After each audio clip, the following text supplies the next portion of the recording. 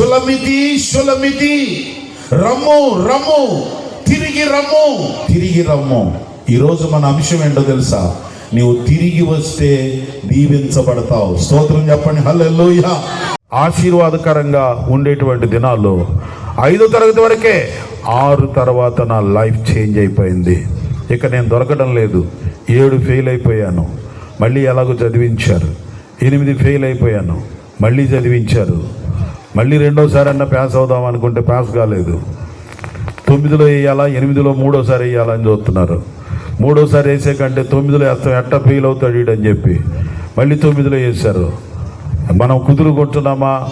పూర్తిగా లోకంలోకి వెళ్ళిపోయాను. సినిమాలు, చెడు అలవాట్లు, అల్లరి పనులు, హాస్టల్ జీవితం, వార్డెన్లని, మాస్టర్లని అందరినీ కంట్రోల్లోకి తీసుకొని 9వ తరగతిలోపే చాలా భయంకరమైన పనులు, దొంగతనాలు చేస్తూ, సినిమా హాళ్ళ చుట్టూ తిరుగుతూ, బ్లాక్ టికెట్లు అమ్ముకుంటూ డబ్బు సంపాదించాలా. ఎందుకు సంపాదించాలా? సినిమా యాక్టర్ని కావాలా? ఏంది అందరూ అటు చూస్తున్నారు? ఈయన పెద్ద సినిమా యాక్టర్ అవుతాడండి, ఏడన్నా ఏ కోశానన్నా అంత ఉందా అన్నట్టుగా చూస్తున్నారు. మీరే కాదు, నేను అనుకోవాలి. అప్పుడు నా మనసుకేం పెద్ద హీరోని అవుతాను అనుకున్నాను. ఏది 9వ తరగతి అప్పుడే హీరో అవుతానండి అనుకుంటే ఎలాగా? మద్రాసు పోవాలా, డబ్బు కావాలా, హీరో అవ్వాలా, ఏదో చెయ్యాలా. అప్పటికే 7వ తరగతిలో నా అంతటి నేనే ఒక నాటకం రాసి ఆ నాటకం వేస్తే మా హెడ్ మాస్టర్ గారు సభలో బాగానే సంతోషంగా ఉన్నాడు. తెల్లారి రూములోకి తీసుకెళ్ళాడు. నాకు బాగా గౌరవిస్తాడు అనుకున్నా. తలుపులన్నీ వేసి ఇరగ్గొట్టాడు. ఏందిరా ఇరగ్గొడుతున్నాడంటే, నేను రాసిన కథలో హీరో చచ్చిపోయాడు, విలన్ బతికాడు. అదేంటిరా, విలన్ చచ్చిపోవాలి, హీరో బతకాలి, కానీ హీరోని చంపి విలన్ బతికాడు. విలన్ ఎందుకు బతికాడంటే విలన్ పాత్ర నాది కాబట్టి. నేను బతకాలి, నేను చచ్చిపోతే ఎలాగా? నేను హీరో పాత్ర వేస్తే బాగుండేది. అదే కూడా విలన్ పాత్ర నచ్చింది నాకు. విలన్ పాత్ర వేసుకొని స్టోరీ నా వైపు రాసుకొని నేనే స్టోరీ రాసి అంత యాక్షన్ అంత అన్ని అందరికి డైరెక్షన్ ఇచ్చి నేనే డైరెక్టర్ని, నేనే నిర్మాతని, నేనే కథ రచయిత, ఇవన్నీ ఇంకేమేమి ఉంటే అన్నీ నేనే చేసి మొత్తానికి ఇంప్రెస్ చేద్దాం అనుకున్నా. భలే సంతోషపడ్డా. రూమ్లో పడేసి ఎర్రగొట్టాడు హెడ్ మాస్టర్, ఇంకోసారి ఎట్టేటాడు పనులు చేయబాకని. ఆ ఇంట్రెస్ట్ అలాగే ఉండింది. అందుకే హీరో కావాలని ప్లానింగ్ తోటి డబ్బు సంపాదించడానికి ప్రయత్నం చేస్తున్నా. కానీ అప్పటికే 10th వచ్చేసాను. ఇక లాభం లేదు. హాస్టల్లో వాళ్ళందరూ నన్ను బయటికి పంపించాలని చూస్తున్నారు. ఎందుకంటే వాళ్ళందరికీ నేను తలనొప్పిగా తయారయ్యాను. హాస్టల్ని లూటీ చేస్తున్నాను, స్టోర్ రూమ్ని లూటీ చేస్తున్నాను. అలాగే మాది హెడ్ క్వార్టర్స్లో ఉన్నటువంటి హాస్టల్ కాబట్టి డిస్టిక్లో ఉన్న హాస్టల్స్ అన్నిటికీ పంపించడానికి పెద్ద పెద్ద ఇత్తడి గంగాళాలు, ఇత్తడి వంట పాత్రలు, ఇత్తడి గంటలు అవన్నీ దొంగతనంగా తీసి డబ్బులు సంపాదిస్తున్నాను సినిమా యాక్టర్ అవ్వటానికి. కానీ ఒక సందర్భం రానే వచ్చింది. ఆ ప్రయత్నం విఫలమైపోయింది. డబ్బంతా వృధా అయిపోయింది. ఇక 10th అన్నా పాస్ అవుదాం, ఎందుకంటే డిగ్రీ వరకు ఉంది కాబట్టి. 5 ఏళ్ళు మళ్ళీ ఈ హాస్టల్ని ఏలాలంటే 10th పాస్ అయ్యి చూపించాలనుకున్నాను. అందుకనే పుస్తకాలు తీసి ఇక చదవటం మొదలెట్టాను. నా మొహానికి అన్నీ ఫెయిల్ అవుతూ వచ్చి 10th చదివితే పాస్ అవుతానా? అయినా ఏదో ఆశ చదవాలని ఓ గోడ పక్కన కూర్చొని చదువుతూ ఉన్నాను. ఈ ఎదురు మిట్టి మీద ఒక అమ్మాయి నన్ను చూసి నవ్వుతుంది. నేనేమో పుస్తకాల బీజీలో నేనున్నాను. ఆ అమ్మాయి నన్ను చూసి నవ్వుతుంది.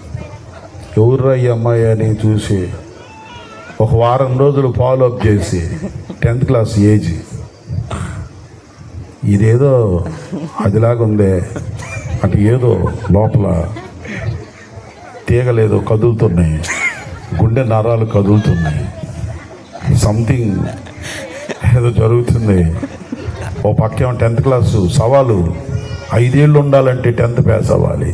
ఈ మధ్యలో ఈ గోలైందిరా బాబు అనుకొని తేల్చుకోవాలి. మెట్లు ఎక్కి నేరుగా పైకి పోయా. పైకి పోగానే అమ్మాయి నవ్వుతుంది, కానీ సీన్ చూస్తే డేంజర్గా ఉంది. అదేంటంటే ఆ చేతులకి కాళ్ళకి ఇనప గొలుసులేసి దిమ్మలకు కట్టేసి ఉంది.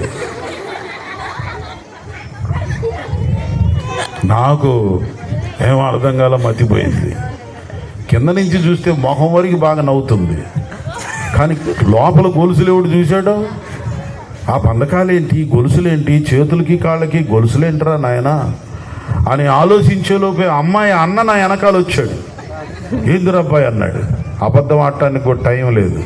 అందుకనే సార్ ఈ అమ్మాయి నన్ను చూసి నవ్వుతుంది, అందుకని వచ్చానండి. నవ్వితే రావటమేనా అన్నాడు.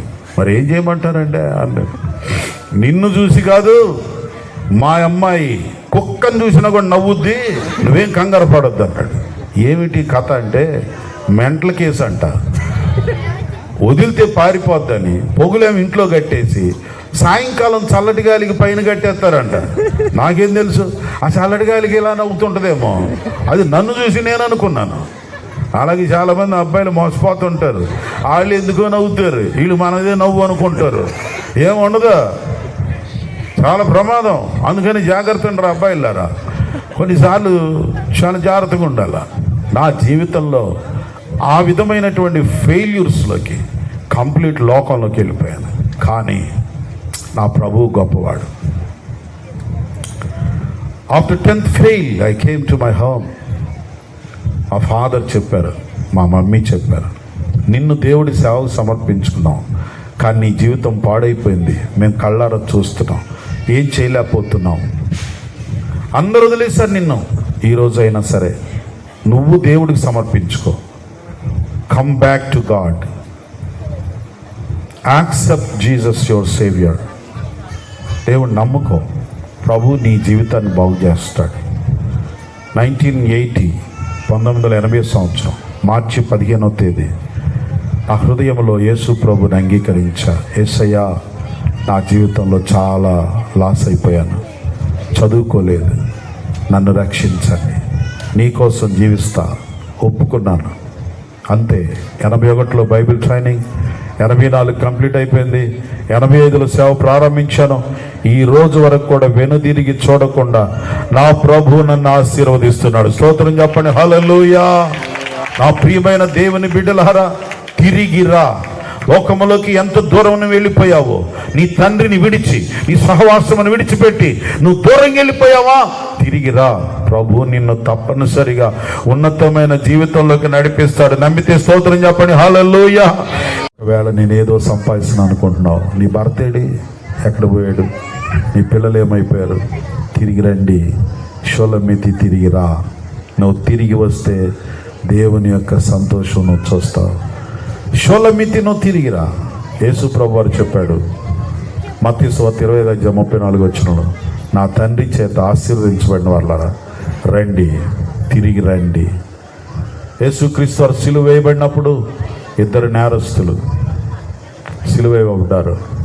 ఒకడన్నాడు, యేసు ప్రభువా, నువ్వు దేవుడు అయితే దిగిరా. రెండోవాడు అన్నాడు, రే, దేవుడు అంటే భయపడవా నువ్వు, దేవుని భయం లేదా నీకు? దేవుని భయంతో ఉన్నాడు ఆ దొంగ, ఆ నేరస్తుడు. తండ్రి, నీ రాజ్యములోనికి నువ్వు వచ్చినప్పుడు నన్ను జ్ఞాపకం చేసుకో. ఆయనకు రాజ్యం ఉందని గుర్తించాడు, లోపలికి వచ్చాడు, రక్షించబడ్డాడు, మోక్షం పొందుకున్నాడు. 1 సెకండ్లోనే. యేసు ప్రభు అన్నాడు, నేడు నీవు నాతో కూడా పరదైసులో ఉంటావు. స్తోత్రం చెప్పండి, హల్లెలూయా. ఈ రాత్రి తిరిగి వస్తావా దేవుని దగ్గరికి? బయటికి వెళ్ళిపోయావా? ఎంత దూరం వెళ్ళిపోయావో, కానీ ప్రభు నువ్వు ఎంత దూరం వెళ్ళినా నువ్వు తిరిగి వస్తే ప్రభు సంతోషిస్తాడు, నువ్వు ఆశీర్వదించబడతావు. నయోమి తిరిగి వచ్చి ఎంత ఆశీర్వదించబడింది తెలుసా? మరలా తిరిగి ఇజ్రాయేల్ ప్రజలందరూ మెచ్చుకుంటున్నారు, అమ్మా నయోమి నువ్వెంత ధన్యురాలివి. బోయజ్ అనేటువంటి గొప్ప వ్యక్తి నీ కుమారుడిగా అయిపోయాడా? రూత్ అనే బిడ్డ నీ కోడలు, వారి సంతానం. ఇజ్రాయేల్ చరిత్రలో నిలబడిపోయావు. ఎంత ఆశీర్వాదం. చప్పలు కొట్టి దేవుని నామాన్ని మహిమపరుద్దాం. If you come back, God will bless you abundantly, my dear brother and sister. Just like me, నా జీవితంలో కూడా ఎంతో దూరం అయిపోయింది. నేను తిరిగి దేవుని దగ్గరికి వచ్చాను. Abundant blessing. దేవుడు అద్భుతమైన ఆశీర్వాదం ఇచ్చాడు. 6వ తరగతి చదువుకున్న నాకు అద్భుతమైన ఆశీర్వాద జీవితం ఇచ్చాడు. ఈ రాత్రి యవ్వన బిడ్డలారా, మీరు చాలా చదువుకున్నారు, మీకు చాలా లైఫ్ ఉంది. రండి, తిరిగి దేవుని దగ్గరికి రండి, తిరిగి దేవుని వైపు రా, నీ జీవితాన్ని నిలబెట్టుకో. నీ వలన దేవుడు సంతోషపడతాడు. నీవు అధికంగా సంతోషించేటట్టు దేవుడు నిన్ను దీవిస్తాడు. దేవునికి స్తోత్రం.